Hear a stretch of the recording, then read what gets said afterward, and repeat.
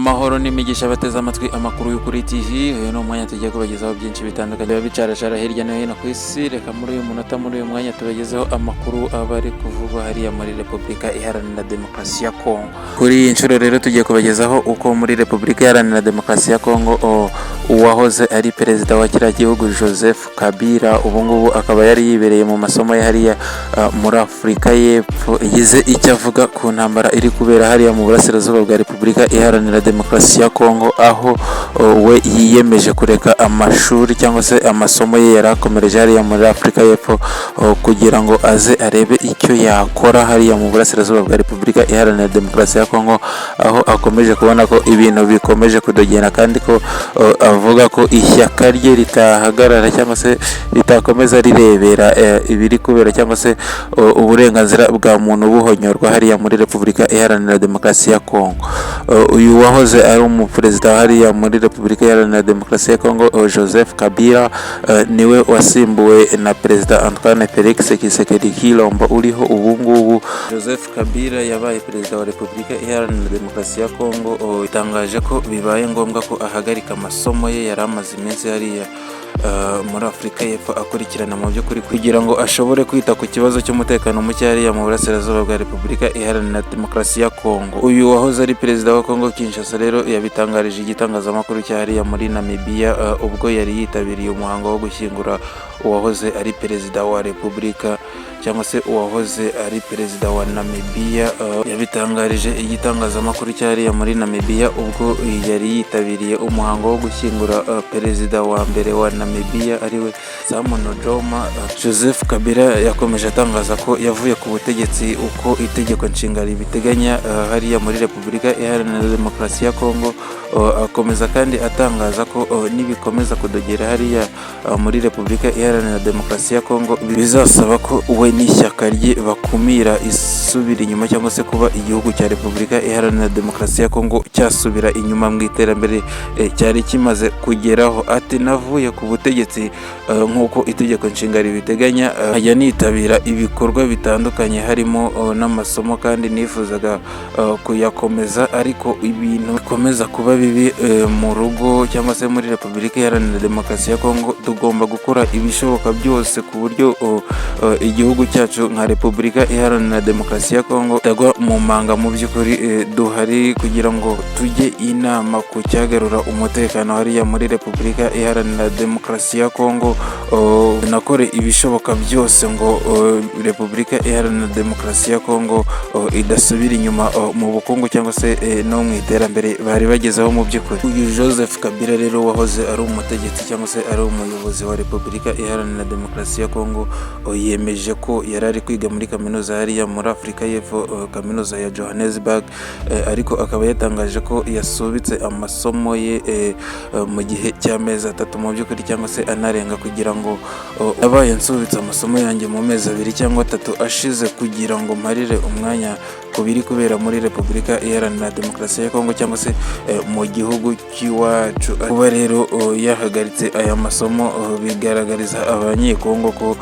uyu Joseph Kabila akibafitiye umutima ubakunda, umutima w'impuhwe mu by'ukuri. Uyu Joseph Kabila rero wahoze ari umuyobozi wa Repubulika Iharanira Demokarasi ya Kongo yakomeje gushinjwa ko akorana rwihishwa n'umutwe wa M23 cyangwa se ngo ko anivanga muri politiki avangira ubutegetsi buriho ubu ngubu. Ibyo yabihakaniye kure mu by'ukuri, aho yavuze ko we umutima we awuhanze ku masomo yiwe. Mu by'ukuri yakomeje avuga ati igihe kinini cye agihariye amasomo ye kandi ko agomba kuyatsinda. Mu by'ukuri ayaherekejeho umutima we wose, kandi uyu mugabo wahoze ari perezida wa Repubulika Iharanira Demokarasi ya Kongo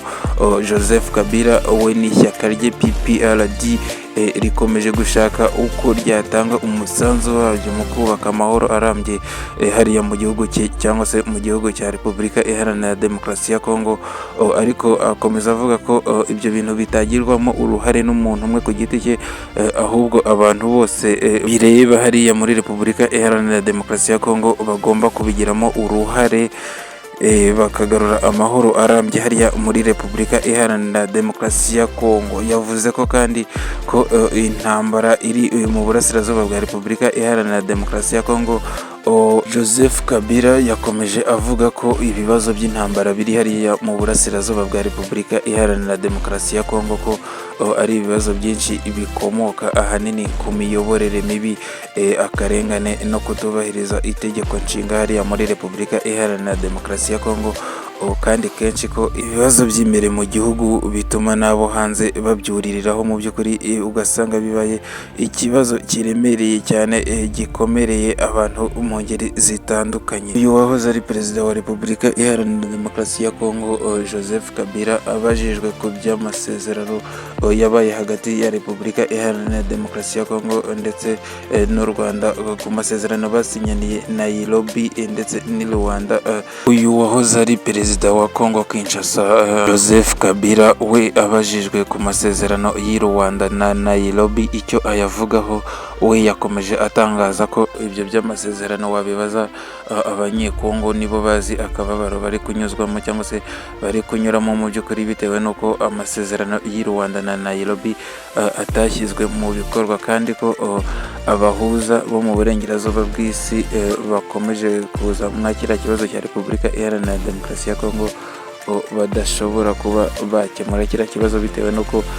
batazi uburemere bwacyo, bizwi n'abanyekongo ubwabo mu by'ukuri. Joseph Kabila rero yakomeje agira ati abahuza bo mu burengerazuba bw'isi bashobora kuba bafitiye neza Repubulika Iharanira Demokarasi ya Kongo, ariko ko batakwemeza ko bazi Repubulika Iharanira Demokarasi ya Kongo kurenza abaturage bayo cyangwa se abanyagihugu. Mu by'ukuri batagomba kujya bagaragaza ko bazi Repubulika Iharanira Demokarasi ya Kongo kurenza abaturage bayo cyangwa se abayobozi bari muri kiriya gihugu mu by'ukuri. Uyu wahoze ari perezida wa Repubulika Iharanira Demokarasi ya Kongo rero, Joseph Kabila, atangaje ibi ngibi nyuma y'uko umutwe wa M23 ukomeje kugera hariya mu bice bya Uvira. Bigaragara ko kandi perezida Antoine Felix Tshisekedi Tshilombo we atakozwa ibyo kwicara ku meza y'ibiganiro hamwe na M23, ahubwo no kuvuga ngo ntawamenya iherezo ry'ibi bintu mu by'ukuri, igihe Felix Tshisekedi akomeje kwanga kwicara ku meza amwe n'ibiganiro na M23 mu by'ukuri, ubwo no kuvuga ngo bakomeje kwibaza iherezo ry'iyi ntambara iri mu burasirazuba bwa Repubulika Iharanira Demokarasi ya Kongo.